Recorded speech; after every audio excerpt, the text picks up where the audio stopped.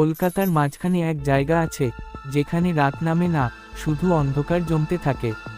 এই শহর ঘুমোয় না, কিন্তু কিছু রাস্তা আছে যেখানে শহর নিজেই চুপ করে যায়। সেই চুপ করে যাওয়া জায়গাগুলোর একটির নাম সোনাগাছি। এখানে মানুষ আসে প্রয়োজনে, আসে পালিয়ে, আর আসে এমন সব সত্য লুকোতে যেগুলো দিনের আলো সহ্য করতে পারে না। এই গলিগুলোতে পা পড়লে সময় ধীরে চলে, কিন্তু মানুষ দ্রুত হারিয়ে যায়। প্রশ্ন একটাই, যারা হারিয়ে যায় তারা সত্যিই কোথায় যায়? সকাল হয়, চায়ের দোকানে ধোয়া ওঠে, আর রাতের দরজাগুলো বন্ধ হয়ে যায়। কিন্তু দেয়ালগুলো ঘুমোয় না, কারণ তারা সব দেখেছে।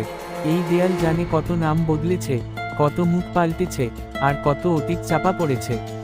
এখানে পরিচয় কোনো মূল্যবান জিনিস নয়, এখানে দরকার শুধু টিকে থাকা। এই এলাকায় মানুষের আসা যাওয়ার হিসাব রাখা হয় না, রাখা হয় শুধু লাভ আর ক্ষতির হিসাব। কিছু নাম আছে যেগুলো একদিন হঠাৎ আর শোনা যায় না, কিছু মুখ আছে যেগুলো সকালে আর দেখা যায় না। শহর বড় বলে প্রথমে কেউ খেয়াল করে না, কিন্তু হারিয়ে যাওয়াগুলো যখন বারবার ঘটতে থাকে, তখন প্রশ্ন উঠতে শুরু করে। আর এই প্রশ্নগুলোর জন্মই সবচেয়ে বিপজ্জনক।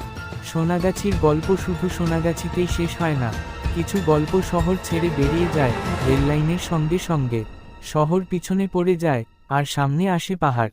দার্জিলিং একটা নাম, যেটার সঙ্গে আমরা সৌন্দর্য আর কুয়াশা জুড়ে দিই। কিন্তু কুয়াশা সব সময় সৌন্দর্য ঢাকে না, অনেক সময় সে সত্য লুকিয়ে রাখে।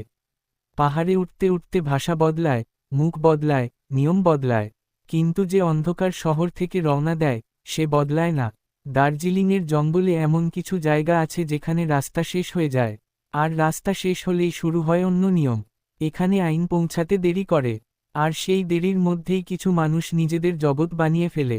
এখানে কেউ জিজ্ঞেস করে না তুমি কে ছিলে, কারণ প্রশ্ন করাই এখানে সবচেয়ে বড় ভুল। শহর থেকে আসা অন্ধকার এই জঙ্গলে এসে আরও গভীর হয়ে যায়। সোনাগাছি আর দার্জিলিং দূরে মনে হলেও তাদের মধ্যে একটা অদৃশ্য সংযোগ আছে। এই সংযোগ চোখে দেখা যায় না, কিন্তু যার উপর দিয়ে কেউ হাঁটে সে আর আগের মতো থাকে না। এই গল্প শহরের নয়, পাহাড়েরও নয়, এই গল্প মাঝখানের সেই পথের।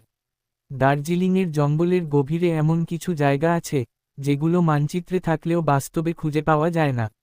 এই জায়গাগুলো পর্যটনের জন্য নয়, এগুলো লুকিয়ে থাকার জন্য। শহর থেকে পালিয়ে আসা মানুষগুলো এখানে নতুন নাম পায়, কিন্তু পুরনো অপরাধ রেখে যেতে পারে না। এই জঙ্গলে কেউ জানতে চায় না তুমি কে ছিলে, সবাই জানতে চায় তুমি কতটা দরকারি। কারণ এখানে মানুষের মূল্য ঠিক হয় তার ভয় আর নীরবতার উপর। যাদের শহরে খোঁজা হচ্ছিল তারা এখানে এসে হঠাৎ অদৃশ্য হয়ে যায় না, তারা অন্য রকম হয়ে যায়। এই অপরাধপল্লীতে রাত মানে শুধু অন্ধকার নয়, রাত মানে সিদ্ধান্ত। কিছু সিদ্ধান্ত নিলে মানুষ বাঁচে, আর কিছু সিদ্ধান্ত নিলে মানুষ চিরতরে হারিয়ে যায়। এই জঙ্গলে শব্দ কম, কিন্তু গোপন কথার ওজন খুব বেশি। যে জায়গায় কথা বলা বিপদ, সেখানে নীরবতাই সবচেয়ে বড় ভাষা। শহরের অপরাধ এখানে এসে আরও সংগঠিত হয়, কারণ এখানে দেখার চোখ কম। এই জঙ্গল ধীরে ধীরে একটা আশ্রয় নয়, একটা ব্যবস্থায় পরিণত হয়। আর এই ব্যবস্থার ভেতরে ঢুকলে বেরিয়ে আসার নিয়ম আর তুমি ঠিক করো না। সোনাগাছি থেকে শুরু হওয়া কিছু গল্প এখানেই এসে থেমে যায়, আর কিছু গল্প এখান থেকেই আরও বড় অন্ধকারের দিকে এগিয়ে যায়। এই মুহূর্তে প্রশ্ন আর নেই, শুধু অপেক্ষা আছে। কারণ অন্ধকার যখন নিজের জায়গা বানিয়ে ফেলে, তখন আলো আসতে দেরি হয়। যে অন্ধকার এতদিন লুকিয়ে ছিল, সে এবার নিজের অস্তিত্ব টিকিয়ে রাখতে ভুল করতে শুরু করে। কারণ কোনো ব্যবস্থাই নিখুঁত নয়, যতই নীরব আর ভয়ঙ্কর হোক না কেন। এই জঙ্গলে যাদের কখনো কথা বলতে দেখা যায়নি, তারাই হঠাৎ ভেঙে পড়ে। ভয়ের ভিতরে জমে থাকা কথাগুলো চুপচাপ বেরিয়ে আসার পথ খুঁজতে থাকে।